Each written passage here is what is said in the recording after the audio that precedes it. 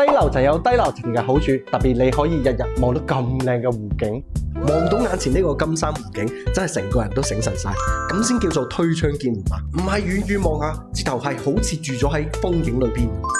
今日睇嘅係185平5房雙套間，個裝修幾新淨，業主唔講啊，我真係估唔到已經住咗7年，保養得咁好。成個廳啊，餐客同寬，開間有4米，一眼望過去真係好開嘅。擺完沙發同飯台，行出行入都依然咁鬆動。廚房個位置係改過嘅，打出到深戶陽台嗰度，所以成個廳個格局係好市值。改過嘅廚房啊，比原先嘅仲更加大，有12-3個平方，採光亦比原先嘅要好。後邊仲有個深戶陽台。5個戶型總體上係南北通透，後邊係望園南嘅。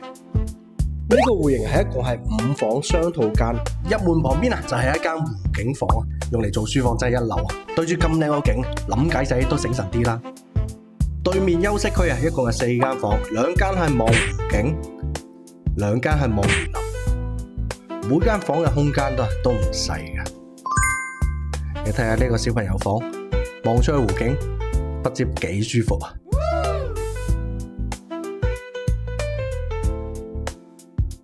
而呢一間係望園林嘅小朋友房，一睇就知係2兄弟住埋一齊。牆面用嘅係貝殼粉塗料，除咗環保健康，仲可以防霉抗菌。而呢一間都係望園林嘅，而且佢仲有一個大衛生間套房，主人房有衣帽間同獨立嘅衛生間，瞓覺地方都非常之闊落。最主要係每日瞓喺床度望住金山湖景，呢個舒服真係唔知點形容啦。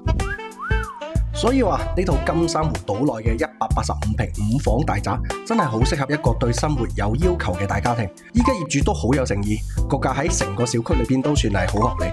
如果你有興趣親手感受一下，到底住喺幅畫入邊係咩感覺，記得同我講聲，等我帶你嚟慢慢行下，睇真啲。